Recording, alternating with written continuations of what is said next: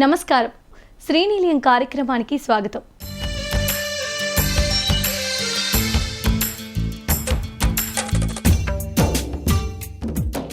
ఆకుపచ్చ అందాలు పరుచుకున్న ఎత్తైన కొండలు, కనుచూపు మేరంతా ఆవరించిన నీలి సముద్రం, భక్తజన హృదయంలో సింహాచల నరసింహుడు కొలువైన నగరం విశాఖపట్నం.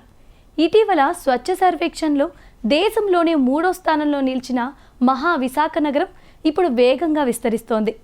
తూర్పు తీరంలో నావికా దళానికి ప్రధాన కేంద్రంగా, రైల్వే వ్యవస్థల కూడలిగా, ఉన్నత విద్యా సంస్థల నిలయంగా విరాజిల్లుతున్న విశాఖ నగరం ఇప్పుడు అనకాపల్లి నుంచి విజయనగరం వరకు అభివృద్ధి చెందుతోంది. దీనికి తోడు భోగాపురం గ్రీన్ఫీల్డ్ ఇంటర్నేషనల్ ఎయిర్పోర్ట్ కూడా కొద్ది నెలల్లోనే అందుబాటులోకి రాబోతోంది. ఇందుకోసం కేంద్ర రాష్ట్ర ప్రభుత్వాలు చకచకా సన్నాహాలు చేస్తున్నాయి. పరిశ్రమలు, పర్యాటక రంగం జంటగా అభివృద్ధి చెందుతున్న విశాఖ నగరం కాస్మోపాలిటియన్ సొబబులు అద్దుకుంటున్న నేపథ్యంలో విశాఖపట్నం భోగాపురం మధ్య స్థిరాస్తి రంగం వడివడిగా విస్తరిస్తోంది.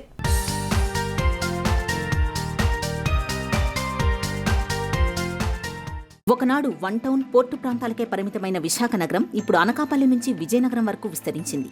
సిటీలోని ఎంవీపీ కాలనీ గతంలో ఆసియాలోనే అతిపెద్ద టౌన్షిప్గా ఉండేది. కానీ ఇప్పుడు విశాఖ నగరంలో మధురవాడ, తగరపు వలస, భీమిలి, రిషికొండ, విజయనగరం ప్రాంతాల్లో నివాస గృహాలు, గేటెడ్ కమ్యూనిటీలు పెరిగాయి. విశాఖ నుంచి విజయనగరం వరకు అంతా కలిసిపోయింది. ఇక వచ్చే ఏడాది జూన్ నాటికి భోగాపురం ఎయిర్పోర్ట్ను అందుబాటులోకి తీసుకొచ్చేందుకు కూటమి ప్రభుత్వం శరవేగంగా పనులు చేస్తోంది. సకాలంలో ఈ లక్ష్యాలు పూర్తయితే ఆ చుట్టుపక్కల ప్రాంతాల్లో నిర్మాణ రంగ కార్యకలాపాలు విస్తరించే అవకాశం ఉంది. ఇప్పటికే అనకాపల్లి, ఆనందపురం జాతీయ రహదారిని అందుబాటులోకి తీసుకొచ్చింది కూటమి ప్రభుత్వం. విశాఖ పోర్ట్ నుంచి విజయనగరం మీదుగా రాయ్పూర్ వరకు చేపట్టిన గ్రీన్ హైవే దాదాపు సిద్ధమైంది.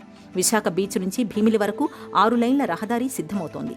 అయితే నగరం లోపల నుంచి వెళుతున్న AH-16 రహదారిపై ట్రాఫిక్ రద్దీ ఎక్కువగా ఉంది. ఈ కారణంగా వాహనాల రాకపోకలు, ప్రయాణాలు ఆలస్యమవుతున్నాయి. అగనంపూడి నుంచి విజయనగరం వరకు ప్రయాణించడానికి గంటన్నర సమయం పడుతోంది. రాబోయే రోజుల్లో భోగాపురం ఎయిర్పోర్ట్ కూడా పూర్తయితే విశాఖ నగరం నుంచి ఎయిర్పోర్టుకు వెళ్లే 52 కిలోమీటర్ల మార్గంలో వాహనాల రద్దీ మరింత పెరిగి ట్రాఫిక్ సమస్యలు పెరగవచ్చు. ఈ సమస్యను నివారించేందుకు VMRDA రాష్ట్ర మున్సిపల్ శాఖ మౌలిక సదుపాయాల కల్పన దిశగా చర్యలు చేపడుతోంది. ఇందులో భాగంగా మహా విశాఖ నగరాభివృద్ధి సంస్థ భోగాపురం ఎయిర్పోర్ట్ మార్గాన్ని జాతీయ రహదారితో అనుసంధానం చేయనుంది. అదే సమయంలో అనకాపల్లి, ఆనందపురం 6 లైన్ల జాతీయ రహదారి, విశాఖ, భీమిలి, అనకాపల్లి నుంచి నగరం మీదుగా శ్రీకాకుళం వెళ్లే జాతీయ రహదారి 5లను కలుపుకుంటూ మొత్తం 15 రహదారులు నిర్మించనుంది. ఈ మేరకు VMRDA 394 కోట్ల రూపాయలతో 15 రహదారుల నిర్మాణం తలపెట్టింది. వీటిలో ఇప్పటికే కొన్నింటి నిర్మాణం పూర్తి కాగా మరికొన్ని నిర్మాణ దశలో ఉన్నాయి. ఈ రహదారుల నిర్మాణం జరుగుతున్న ఏరియాల్లో రియల్ వ్యాపారం పుంజుకుంటోంది. 3 departments are involved. VMRDA will take up 9 roads, GVMC will take up 2 roads, and RNB will take up 3 roads. 1 road has already been completed. This is approximately coming to around 78 kilometers, nearly 390 crores worth of work we will have to take up between the 3 of our departments. We are confident we will be able to deliver it, and మాకు ప్రజలకి ఇబ్బంది లేకుండా మేము multiple options ఇస్తాము. ఇక విశాఖ నగరంలో traffic రద్దీని తగ్గించేందుకు వివిధ మార్గాలను అనుసంధానం చేస్తూ పై వంతెనలను నిర్మించడం తలపెట్టింది ప్రభుత్వం. NAD ఫ్లైఓవర్ తరహాలో Gangavaram port junction, Maddilapalem junction, Hanumanthavaka junction, Marikavalasa జంక్షన్లలో పై వంతెనల నిర్మాణం దిశగా జాతీయ రహదారి సంస్థ చర్యలు చేపడుతోంది. నగరం నుంచి ప్రయాణాలను సులభతరం చేసే ఈ వంతెనల నిర్మాణం పూర్తయితే చాలా మంది మెరుగైన నివాసం కోసం నగరం వెలుపల కొత్త గృహాలు నిర్మించుకునే అవకాశం ఉంది.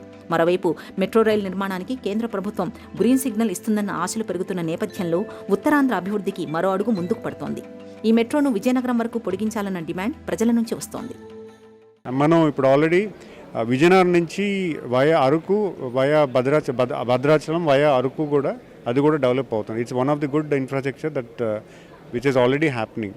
అండ్ మన నేషనల్ హైవే కూడా ఇంకొంచెం అక్కడక్కడ స్ట్రెంథెన్ చేయాల్సింది ఉంది. ఎందుకంటే we need to widen them, and అది కూడా జరుగుతుంది. అపార్ట్ ఫ్రమ్ దట్ మెట్రో కూడా ఈరోజు ఫస్ట్ ఫేజ్లో మధురవాడ వరకు చేద్దామనేది ఒక ప్లాన్ ఉంది. సెకండ్ ఫేజ్లో ఎయిర్పోర్ట్కి చేద్దామనేది. సో గౌరవ ముఖ్యమంత్రి వాళ్ళు కూడా మేము రిక్వెస్ట్ చేయడం జరిగింది. అది కూడా విజయనగరం కూడా కనెక్ట్ చేస్తే బాగుంటుంది. ఎందుకంటే ఈరోజు మనం చాలామంది వైజాగ్, విజయనగరం షటిల్ చేసే వాళ్ళు చాలా ఎక్కువ ఉన్నారు. సో దాన్ని కూడా విజయనగరం కనెక్ట్ చేయమని కూడా మేము రిక్వెస్ట్ చేయడం జరిగింది. So infrastructure wise it's a very big initiative that airport రావడం వల్ల ఇప్పుడు డెవలప్మెంట్ మనకు అనకాపల్లి వైపు ఆల్రెడీ ఎలాగైతే డెవలప్ అయిందో విజయనగరం వరకు కూడా ఎక్కువ ఆస్పిరేషన్స్, ప్రాస్పెక్ట్స్ పెరిగాయి. కూటమి ప్రభుత్వం వచ్చిన తర్వాత అనకాపల్లిలో బల్క్ డ్రగ్ పార్క్, మిట్టల్ ఉక్కు కర్మాగారం, ఫార్మా సంస్థల ఏర్పాటుతో పారిశ్రామికంగా అనకాపల్లి జిల్లా అభివృద్ధిలో దూసుకుపోతోంది. ఇక విజయనగరం జిల్లాలో బొబ్బిలి గ్రోత్ సెంటర్, శ్రీకాకుళం జిల్లాలో పైడి భీమవరం వద్ద ఫార్మా కంపెనీలు విస్తరిస్తున్నాయి. ఈ పరిశ్రమల్లో పనిచేసే వారి సంఖ్య ఎప్పటికప్పుడు పెరుగుతున్న నేపథ్యంలో వారికి నివాస, వసతి సౌకర్యాల అవసరాలు పెరుగుతున్నాయి. దీంతో విశాఖ, విజయనగరం జంట నగరాల మధ్యన కొత్త నివాస ప్రాంతాలు విస్తరిస్తున్నాయి. అందుకు తగినట్టుగా నగరం పరిధిలో మౌలిక వసతులు పెంచాలని పారిశ్రామిక వర్గాలు సూచిస్తున్నాయి. భోగాపురం ఎయిర్పోర్ట్ మరో ఏడాది కాలంలో అందుబాటులోకి వచ్చే అవకాశం ఉన్నందున ఈలోగానే ప్రధాన రహదారులు, ఇతర అనుసంధాన రోడ్లను సిద్ధం చేస్తే విశాఖ నగరానికి ఇతర ప్రాంతాలతో కనెక్టివిటీ పెరుగుతుంది. భోగాపురం ఎయిర్పోర్ట్ పూర్తయితే విశాఖ, విజయనగరం, శ్రీకాకుళం జిల్లాల మధ్య నూతన టౌన్షిప్లు, కాలనీలు వెలుస్తాయి. విశాఖ నుంచి విజయనగరం వైపు ఉన్న మధురవాడ, మారికవలస, తగరపు వలస, భీమిలి, విజయనగరం పరిసర ప్రాంతాల్లో గడిచిన 5 ఏళ్లలో 2000 అపార్ట్మెంట్ల నిర్మాణ పనులు మొదలయ్యాయి. ఈ ఏడాది చివరికల్లా ఇవి పూర్తయితే అదనంగా 2 లక్షల మంది జనాభాకు నివాస సౌకర్యం లభిస్తుంది. ఏ బిజినెస్ గ్రో అవ్వాలన్నా ఇన్ఫ్రాస్ట్రక్చర్ బాగుండాలి. Andhra Pradesh to become the east India నుండి వచ్చే బిజినెస్ అన్నిటికీ, షిప్స్కి, వాటికి కూడా ఇది చాలా ముఖ్యమైన సెంటర్గా మారబోతుంది. మన ఇండస్ట్రీ బాడీకి, మన ఇండస్ట్రియల్ ఏరియాకి, ఎయిర్పోర్ట్కి, రైల్వే జోన్కి, వీటన్నిటికీ కలిపి కనెక్టివిటీ అనేది చాలా ఇంపార్టెంట్. కాబట్టి దాని మీద ఎక్సర్సైజ్ గట్టిగా చేయాలని ఈ మెట్రో ప్రాజెక్ట్ కానీ, ఎయిర్పోర్ట్ టు సిటీ కనెక్టివిటీ కానీ, అలాగనే అచ్యుతాపురం ఆ ఇండస్ట్రియల్ జోన్ నుండి అటువైపు వెళ్ళే రోడ్స్ 8 lanes రోడ్స్ తయారు చేయడం మీద దృష్టి పెడుతూ ఉన్నాం. దేశ విదేశాల నుంచి పర్యాటకులు విశాఖకు వస్తుంటారు. దీనికి అనుగుణంగా Visakha RK beach, Rishikonda beach, Bheemili బీచ్లు అభివృద్ధి చేశారు. భోగాపురం ఎయిర్పోర్ట్ వినియోగంలోకి వచ్చాక విదేశీ, స్వదేశీ పర్యాటకులు విమానాశ్రయ మార్గంలో విశాఖ నగరానికి ఎక్కువగా చేరుకునే అవకాశం ఉంది. దీన్ని దృష్టిలో పెట్టుకుని ఇప్పటికే విశాఖ నగరపాలక సంస్థ, విశాఖ నగరాభివృద్ధి సంస్థలు విశాఖలో వసతుల కల్పనపై శ్రద్ధ పెట్టాయి. విశాఖ నుంచి భీమిలి వరకు తీరం ప్రాంతం పొడవునా 6 లైన్ల రహదారి ఇప్పుడు సిద్ధంగా ఉంది. ఈ మార్గంలో సాగర్ నగర్, రిషికొండ, తిమ్మాపురం, భీమిలి ప్రాంతాల నుంచి నగరవాసులు సులువుగా జాతీయ రహదారికి చేరుకోవచ్చు. అక్కడి నుంచి భోగాపురం వెళ్లడానికి మార్గం సుగమమవుతుంది. రానున్న రోజుల్లో భోగాపురం పరిసరాలన్నీ కొత్త కార్యాలయాలు, అపార్ట్మెంట్లతో కళకళలాడే అవకాశాలున్నాయి. ఒకసారి మనం ఎయిర్పోర్ట్కి వెళ్ళాలన్నా, లేదంటే సిటీలోకి రావాలన్నా చాలా కష్టపడి రావాల్సి వస్తుంది. నెక్స్ట్ వితిన్ సిటీ లిమిట్స్ నుంచి అవుటర్ రింగ్ రోడ్స్ యాడ్ అవుతూ మనం ఈరోజు సిటీలోనే ఎయిర్పోర్ట్ ఉంది కాబట్టి మనం just 10 minutes 15 minutes maximum ½ an hourలో వెళ్ళిపోతున్నాం. అదే కోర్మన్పాలెం నుంచి వచ్చిన వాడికి, అచ్యుతాపురం నుంచి వచ్చిన వాడికి కూడా ½ an hour 45 minutes పడుతుంది. ఇదే కానీ భోగాపురం వెళ్ళిపోతే వాళ్ళకి అరౌండ్ 65 kilometers లెంత్ అయిపోద్ది. ఈ 65 kilometers అనేది అట్లీస్ట్ ఒక 1 hour 15 minutesలో కవర్ చేయగలిగితే అది వాళ్ళకి బాగుంటుంది. విద్యాపరంగా విశాఖ నగరం ప్రత్యేక గుర్తింపు కలిగి ఉంది. ఇక్కడ 6 యూనివర్సిటీలు ఉన్నాయి. Andhra, GITAM, maritime, Damodaram Sanjivayya law university, IIPM, IIM వంటి విద్యాసంస్థలు దేశవ్యాప్తంగా వేలాది మంది విద్యార్థులకు ఆకర్షణగా నిలుస్తున్నాయి. వీటిలో చదువు కోసం వచ్చే విద్యార్థులు, అధ్యాపకులు విశాఖలో కొత్త నివాస గృహాల కోసం వెతుకుతున్నారు. ఇక మధురవాడలో ఐటీ హిల్స్, విశాఖ సత్యంకూడలిలో టెక్ మహీంద్రా, విప్రో, విఐపి రోడ్లో ఐటీ కంపెనీ కార్నర్లు రావడంతో విశాఖకు వస్తున్న ఐటీ ఉద్యోగుల సంఖ్య పెరుగుతోంది. హైదరాబాద్, బెంగళూరు, నోయిడా నుంచి కూడా విశాఖ నగరానికి ఐటీ ఉద్యోగులు తరలి వస్తున్నారు. రానున్న రోజుల్లో TCS, IBM, Adani data centre వంటి దిగ్గజ సంస్థలు కూడా విశాఖలో కార్యకలాపాలు ప్రారంభించే అవకాశం ఉంది. వారందరికీ భోగాపురం విమానాశ్రయం డెస్టినీగా మారబోతోంది. పోర్ట్కి సపరేటెడ్గా డెడికేటెడ్ రోడ్స్ రావాలి. అట్లాగే అత్యంత పెద్ద అంతర్జాతీయ విమానాశ్రయం మన భోగాపురంలో 2026లో ఓపెన్ అవ్వబోతుంది. కాబట్టి దానికి అనుగుణంగా మన కోస్టల్ కారిడార్ రోడ్ ఏదైతే ప్లాన్ చేశారో దాంతోపాటు డిఫరెంట్ రోడ్స్ కూడా మన ఇన్ఫ్రాస్ట్రక్చర్ డెవలప్ చేయగలిగితే ఇంకా ట్రేడ్ని ఇంకా మరింత ముందుకు తీసుకెళ్ళగలుగుతాం. ప్రణాళిక ప్రకారం జరుగుతున్న విశాఖ అభివృద్ధి పనులు సకాలంలో జరిగితే హైదరాబాద్, సికింద్రాబాద్ లాగా విశాఖ, విజయనగరం కూడా జంట నగరాలుగా వృద్ధిలోకి వస్తాయి. హైదరాబాద్ హైటెక్ సిటీల మధురవాడలోని ఐటీ హిల్స్, శంషాబాద్ ఎయిర్పోర్ట్ల భోగాపురం ఎయిర్పోర్ట్ విశాఖ అభివృద్ధిలో కీలక పాత్ర పోషిస్తాయి. ఈ నేపథ్యంలో భోగాపురం విమానాశ్రయం గేమ్ చేంజర్ కాబోతోంది. మరో 2 ఏళ్లలో అనకాపల్లి నుంచి ఉత్తరాంధ్ర వరకు అభివృద్ధి లక్ష్యంగా కేంద్ర, రాష్ట్ర ప్రభుత్వాలు ప్రణాళికలు రచిస్తున్నాయి. ఈ మేరకు వెనుకబడిన జిల్లాలుగా ముద్ర వేసుకున్న ఉత్తరాంధ్ర ప్రగతి బాటలో ముందుకు అడుగు వేసే అవకాశాలు కనిపిస్తున్నాయి. హైదరాబాద్ మహానగరంలో అడుగంటుతున్న భూగర్భ జలాలు జనాలను కలవరపెడుతున్నాయి. 100 నుంచి 1000 అడుగుల్లోకి బోరుబావులు తవ్వినా వేసవి వచ్చిందంటే చాలు నీళ్ళ కష్టాలు తప్పడం లేదు. వంట దగ్గర నుంచి స్నానాల వరకు జలమండలి సరఫరా చేసే నీటిపై ఆధారపడాల్సిన పరిస్థితులు పలుచోట్ల నెలకొంది. అయితే అలాంటి నీటి తిప్పలు మా కాలనీలో లేవు అంటున్నారు ముషీరాబాద్లోని కాలనీవాసులు. మండు టెండర్లో సైతం బోరుబావుల్లో నీరు పుష్కలంగా ఉండడంతో నీటి కొనుగోలు చేసే అవసరం తమకు లేదని ధీమాగా చెబుతున్నారు. ఇంతకీ వారు చేసిన పనేంటి? ఆ కాలనీలో ఉన్న బోరుబావుల్లో ఎందుకు పుష్కలంగా నీరుంది అనేగా మీ సందేహం? ఒక్కసారి ఈ కథనం చూడండి. సంపాదించే ప్రతి రూపాయిని పొదుపు చేయకపోవచ్చు, కానీ కురిసే ప్రతి చినుకును పొదుపు చేస్తే తరతరాలకు తరగని సంపదగా మార్చవచ్చని నిరూపిస్తున్నారు ముషీరాబాద్లోని పద్మశాలి కాలనీ వాసులు. నీటి ఎద్దడి పోరాటంలో గత 27 ఏళ్లుగా ఏటికేడు విజయాన్ని అందుకుంటూనే ఉన్నారు. నగరమంతా నీళ్ల కోసం కలవరపడుతుంటే ఇక్కడి వారు ఏమాత్రం చింత లేకుండా ఉంటారు. ఇప్పటి వరకు ఈ కాలనీకి ఒక్క వాటర్ ట్యాంకర్ కూడా రాలేదంటే అతిశయోక్తి కాదు. ఇంట్లో ఉన్న బోరుబావుల్లో సమృద్ధిగా నీరు ఉండడంతో పద్మశాలి కాలనీ ప్రజలు మండు వేసవిలోనూ హాయిగా జీవిస్తున్నారు. ఇందుకు కారణం అక్కడి వారి ముందు చూపే. ఇంటింటికి ఇంకుడు గుంతను ఏర్పాటు చేసుకుని తమ ఇళ్లపై పడిన ప్రతి వర్షపు చినుకును వాటిలోకి మళ్లిస్తూ భూగర్భంలో జల సంపదను పెంచుతున్నారు. వాళ్ల ఇళ్లకే పరిమితం కాకుండా సాటి మనుషులకు కూడా నీళ్ల కష్టాలు దరిచేరకుండా చూసుకుంటున్నారు. 2000 జనాభా, 144 భవనాలు, 500 కుటుంబాలున్న పద్మశాలి కాలనీలో ప్రతి ఇంటికి ఇంకుడు గుంతను నిర్మించుకున్నారు. పక్కా ప్రణాళికతో ఇంకుడు గుంతలు నిర్మించుకోవడమే కాకుండా ఏటా వాటి నిర్వహణ బాధ్యతలను అక్కడున్న పద్మశాలి సంక్షేమ సంఘం చూసుకుంటోంది. వర్షాకాలం ముందే వాటిని పరిశుభ్రంగా ఉంచుకోవడం, చెత్తా చెదారాన్ని తొలగించడం, ఒకవేళ నీరు ఇంకని పరిస్థితుల్లో మరోసారి పూర్తిగా తవ్వి క్రమ పద్ధతిలో నిర్మించుకోవడంతో ప్రతి వర్షాకాలం ఇంకుడు గుంతలు మంచి ఫలితాలనిస్తున్నాయి. ఇళ్లపై పడిన నీరంతా వాటిలోకి వెళ్లేందుకు రూఫ్ టాప్ నుంచి పైప్ లైన్లను అమర్చడంతో ప్రతి బొట్టు భూమిలోకి ఇంకుతోంది. ఫలితంగా సమీపంలో ఉన్న బోరుబావులు అడుగంటిపోకుండా 365 రోజులు జలకళను సంతరించుకుంటున్నాయి. 1998లో బీహెచ్ఈఎల్ ఇంజనీర్ రాజపేట ఆంజనేయులు ఈ కాలనీలో ఇంకుడు గుంతలకు శ్రీకారం చుట్టారు. వృత్తిరీత్యా వివిధ ప్రాంతాలను సందర్శించినప్పుడు అక్కడి ప్రజలు నీటి కోసం పడుతున్న కష్టాలను చూసి ఆంజనేయులు చలించిపోయేవాడు. తమ కాలనీలో కూడా బోరుబావులు అడుగంటిపోవడాన్ని చూసిన ఆంజనేయులు తన ఇంటి నుంచే ఇంకుడు గుంతలు తవ్వడం మొదలుపెట్టాడు. కాలనీ వాళ్లను ఒప్పించి మొదట 5 ఇంకుడు గుంతలను తవ్వారు. వాటి వల్ల బోరుబావుల్లో నీరు ఉబికి రావడం చూసిన మిగతా కాలనీ వాసులు కూడా తమ ఇళ్లలో ఇంకుడు గుంతలు నిర్మించుకున్నారు. ఫలితంగా నీటి ఎద్దడి సమస్య తలెత్తకపోవడంతో ఈ కాలనీ వాసులు హాయిగా జీవిస్తున్నారు. అప్పుడప్పుడు ఎండాకాలంలో చాలా మందికి బోర్ ఎండిపోయి చాలా ప్రాబ్లం అయ్యేది. ట్యాంకర్స్ అట్లా వేయించుకునేవాళ్ళు. ఇప్పుడు మా గల్లీలోకి అసలు ట్యాంకర్లు అంటూ ఎప్పుడు రావు కూడా. ఇప్పుడు బోర్ వాటర్ అంతా కొంచెం ఉప్పు నీరుగా ఉండేది, హార్డ్ వాటర్ లాగా ఉండేది.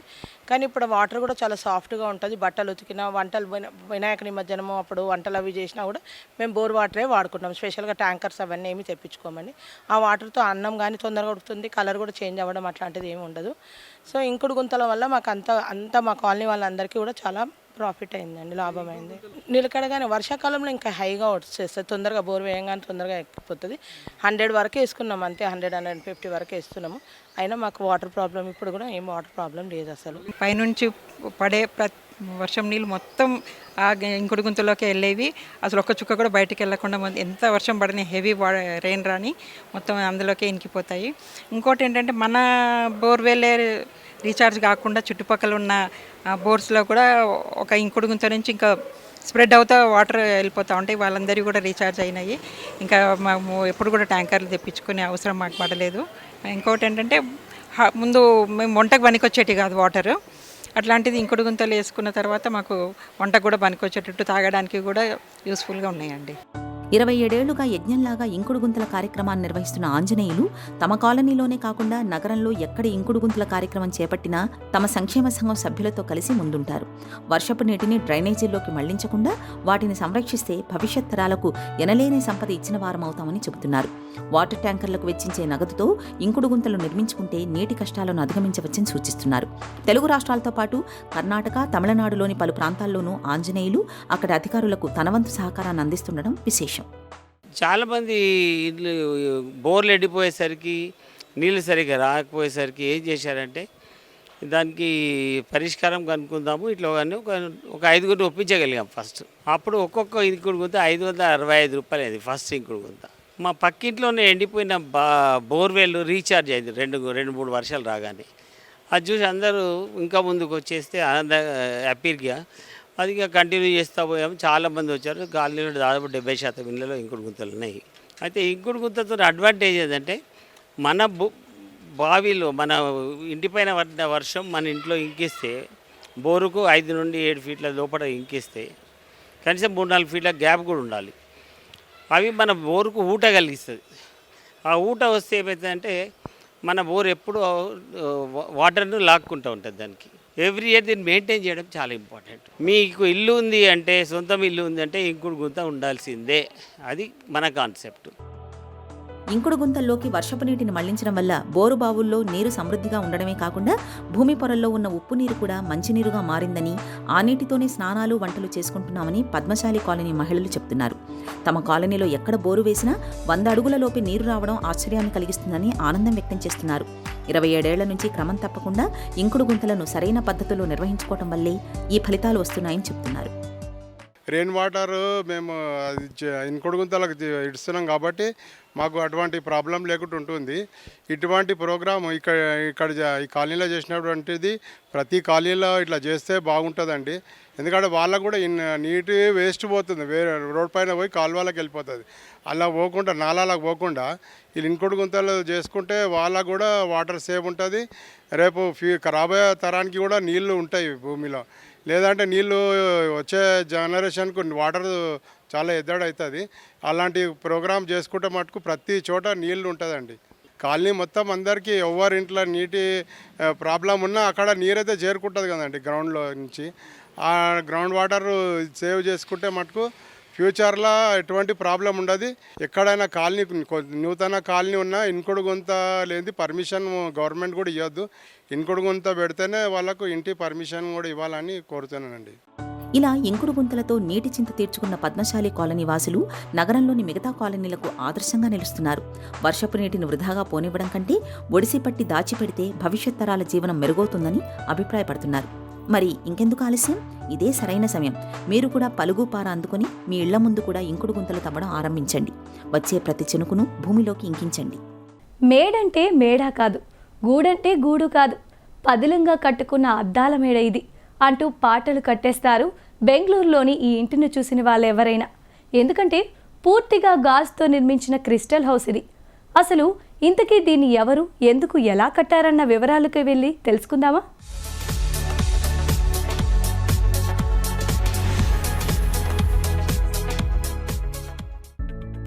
ఇంటికి మోడర్న్ లుక్ తీసుకురావడానికి అక్కడక్కడ గాజుతో ఇంటీరియర్ డిజైన్ చేయడం, అద్దాల మెరుపులతో ఆకాశార్మ్యాల్ని నిర్మించడం మామూలే. కానీ బెంగళూరు దగ్గరలో ఉన్న అంగలాపురలో మాత్రం పూర్తిగా అద్దాల మెడనే కట్టేశారు. ఇంట్లోకి స్వాగతం పలికే ద్వారం దగ్గర నుంచి చుట్టూ గోడల వరకు అంతా గాజుమయమే. ఈ క్రిస్టల్ హౌస్ కట్టడానికి కారణం ఫ్యాషన్ డిజైనర్, ఆర్కిటెక్ట్గా పేరొందిన థామస్ అబ్రహం ప్రత్యేకంగా ఓ ఇంటిని నిర్మించాలనుకున్నాడు. నగరానికి కాస్త దూరంలో 25,000 చదరపు అడుగుల స్థలాన్ని కొన్నాడు. సరికొత్త ఆలోచనతో ఈ భవంతికి రూపమిచ్చాడు. అలాగే 2017లో కాగితంపైకి వచ్చిన ఇంటి ప్రణాళిక గత ఏడాది పూర్తయింది. ఈ ఇంటి చుట్టూ ప్రహరీ గోడలు, విద్యుత్ తీగల్లాంటివేమీ కనిపించవు. బయట్నుంచి ఈ మేడ అందాల్ని అందరూ చూడాలన్న ఉద్దేశంతోనే దీన్ని ఇలా గాజుతో కట్టారట. దాదాపు 9,000 చదరపు అడుగుల్లో నిర్మించిన 2 అంతస్తుల ఈ భవంతిలో విశాలమైన hall, dining room, kitchen, 5 bedrooms, washrooms, ఇలా సకల సౌకర్యాలు ఉంటాయి. గాజు బొమ్మలా భలేగా ఉంది. కానీ అసలు ఇది పగిలిపోదా? ఎలా నిలబడింది? ఇలా ఎన్నెన్నో సందేహాలు వస్తాయి. దీన్ని చూసి చూడగానే కాంక్రీట్ ఇనుముని వాడి గట్టి పునాది వేసి గోడలకు బలాన్నిచ్చేందుకు స్తంభాల్ని, నేల పైకప్పులను మాత్రం పాలరాతితో కట్టారు. ఇక మిగిలినదంతా గాజు మాత్రమే. ఇదంతా సరే, మరి గ్లాస్ వల్ల ఇల్లంతా వేడిగా అవదా అంటే అందుకు పరిష్కారంగానే డబుల్ లేయర్డ్ హై పర్ఫార్మెన్స్ గ్లాస్ని వాడారు. ఇందులో బయటి వైపు సోలార్ కంట్రోల్ మిర్రర్స్, లోపల రేడియేషన్ నియంత్రించే అద్దాలు ఉంటాయి. దీనికి తోడు సూర్యుడి నుంచి వేడిని తగ్గించడానికి గదుల్లో మొక్కల్ని పెంచారు. దీంట్లో అన్నిటికన్నా ఆకట్టుకునే విషయం ఏంటంటే రిమోట్ కంట్రోల్తో ఇంటి పైకప్పు తెరుచుకునే ఏర్పాటు కూడా ఉంది. ఎంచక్క సాయంత్రం వేళ ఆకాశాన్ని చూస్తూ ఆనందంగా గడపొచ్చు. తళుకులీనే అద్దాల మెరుపులే కాదు, ఈ ఇంటికి ఇతర ప్రత్యేకతలు ఉన్నాయి. ఈ మేడలో అందంగా కనిపించే ప్రతి ఇంటీరియర్ డిజైన్కు స్పష్టమైన సిద్ధాంతం ఉందట. దూరం నుంచి అదో అల్ట్రా మోడర్న్ భవంతిలా కనిపించినా నిర్మాణంలో భారతీయ వాస్తు శిల్పకళ దాగి ఉందంటున్నారు దీని ఆర్కిటెక్ట్ థామస్. ఇంకా ఈ ఇంటికి అవసరమైన విద్యుత్తు, నీళ్లు సహజమైన వనరుల నుంచి వచ్చినవే. విద్యుత్తు కోసం 500 సౌర ఫలకాల్ని, ఇంకా ఇంటి ముందు వాన నీటిని ఒడిసి పట్టుకోవడానికి పెద్ద పెద్ద కుంటల్ని ఏర్పాటు చేశారు. అంతేకాదు విద్యుత్ తయారీకి 2 విండ్ మిల్స్ కూడా పెట్టారు. ఈ లగ్జరీ ఇంటి నిర్మాణానికి చాలానే ఖర్చయి ఉంటుందేమో అనిపిస్తుంది. కానీ అత్యంత తక్కువ ఖర్చుతో తయారైన అద్దాల మేడగా ఈ నిర్మాణానికి అంతర్జాతీయ, జాతీయ ఆర్కిటెక్చర్ సొసైటీలు అవార్డులు కూడా ఇచ్చాయి. ఎందుకంటే ఇందులో వాడిన అద్దాల్లో 70% వాడి పడేసినవేట. అందుకే మొత్తం నిర్మాణానికి 1,60,00,000 అయింది. చల్లగాలి వీచేలా నిర్మించిన ఈ ఇంటి గదుల వల్ల ఏసీ అవసరమూ తక్కువేనట. ఇన్ని ప్రత్యేకతలున్నాయి కాబట్టే పచ్చటి చెట్ల నడుమ కొలువైన ఈ ఇంటికి నేచర్ ఫ్రెండ్లీ మోడర్న్ హౌస్గా కితాబిస్తున్నారు ఆర్కిటెక్ట్ నిపుణులందరూ. సామాన్యుల నుంచి ధనవంతుల వరకు సొంతింటి గురించి కలలు కనని వారుండరు. ఎన్నో ఏళ్లు కష్టపడి దాచుకున్న డబ్బుకు అసలైన విలువ, మరెన్నో ఆలోచనలకు అందమైన రూపమిచ్చేలా సొంతింటిని నిర్మించుకోవాలని అందరూ అనుకుంటారు. కావలసిన డబ్బు స్థలం సమకూరిన తర్వాత ఇల్లు కట్టాలనే ఆలోచన చేసుకుంటారు. మరి ఇళ్ల స్థలాలు అపార్ట్మెంటు కొనే ముందుగా వాస్తును పరిశీలిస్తుంటారు. వాస్తుకు సంబంధించిన సందేహాలు ఇప్పుడు తెలుసుకుందాం. నల్ల సంపు సెప్టిక్ ట్యాంకు భూమి లోపల కరెక్ట్ కొలతలతో ఉండాలా? ఎల్ ఆకారంలో కట్టచ్చా? త్రిభుజాకారం కాకుండా భూమిలో గొయ్యిని చతురస్రం కానీ దీర్ఘ చతురస్రం కానీ ఎల్లాకారంలో కానీ కట్టుకోవచ్చు. ప్రధానంగా ఇంటికి సరైన స్థలంలో అంటే ఉత్తరం, తూర్పు లేదా ఈశాన్యంలో గొయ్యి తీసుకుని సంపు కట్టాల్సి వస్తే ఇంటి పిల్లర్స్ ఫుట్టింగ్ని చూసుకోవాల్సి ఉంటుంది. నీళ్లు పిల్లర్స్ ఫుట్టింగ్ కిందికి లీక్ అవ్వకుండా చూసుకోవాలి. స్థలాన్ని బట్టి ఎల్లాకారం వచ్చినా దోషం లేదు. వీటికి కొలతల ప్రాధాన్యత లేదు. స్థలాన్ని బట్టి కట్టాలి. ముఖ్యంగా సెప్టిక్ ట్యాంక్ ఉత్తరం మధ్యలో లేదా తూర్పు మధ్యలో తీసినప్పుడు ఇంటిని కాంపౌండ్ను అంటకుండా చూసుకోవాలి. సెప్టిక్ ట్యాంకును అనేక విధాలుగా నిర్మిస్తారు. నగరాల్లో ఎప్పటికప్పుడు లిఫ్ట్ చేసేలా ట్యాంకులు పెడుతుంటారు. అయితే పల్లెల్లో అదేమీ లేకుండానే నేలలో గొయ్యి చేసి పేడ వేసి రింగులతో కడతారు. ఏదైనా అన్నీ సరిచూసుకుని కట్టుకోవాలి. మా స్థలానికి స్లోపు ఉంది, దిక్కులు సరిగ్గా లేవు కాబట్టి అటు సెల్లార్ చేసి కట్టాం. ఇలా కట్టడం మంచిదేనా? దిక్కులు సరిగ్గా లేవు అంటున్నారు. పడమర పెద్ద వాలు స్లోపు అంటున్నారు. పైనుంచి ఇల్లు కట్టారు. దోషాలన్నీ మీరే చెబుతున్నారు కదా, మరి ఇల్లు అలా ఎందుకు కట్టారు? దిక్కులు లేకుంటే దోషం ఉండదని పశ్చిమంలో సెల్లార్ తీయడం మంచిదలా అవుతుంది? స్థలమే బాగాలేదు కదా. మీరు కట్టిన ఇల్లు మీరు ఉండడానికి పనికిరాదు. దానిని వీలుంటే వ్యాపార స్థలంగా వాడుకోండి. తక్షణమే పశ్చిమంలోని సెల్లార్ పూర్తిగా మూసివేయండి. మీరు రోడ్డు విషయం చెప్పలేదు. దిక్కుల స్థలానికి సెల్లార్ పనికిరాదు. దానిని తొలగించిన తర్వాతే కమర్షియల్గా వాడండి. అప్పుడే వ్యాపారం కూడా సరిగ్గా నడుస్తుంది. భూమి ఉంటే చాలు, కట్టేస్తే చాలు, ఎలాగైనా పనికొస్తుంది అని అనుకోవద్దు. ప్రతి వంటకు ఒక పద్ధతి ఉన్నట్లు ప్రతి దిశకు స్థలానికి దాని స్వభావాన్ని గుర్తెరిగి కట్టాలి. లేకుంటే అది మనపైన తిరగబడుతుంది. ఇది నేటి శ్రీనిలయం. మరికొన్ని తాజా అంశాలతో వచ్చే వారం మళ్ళీ కలుద్దాం. అంతవరకు సెలవు. నమస్తే.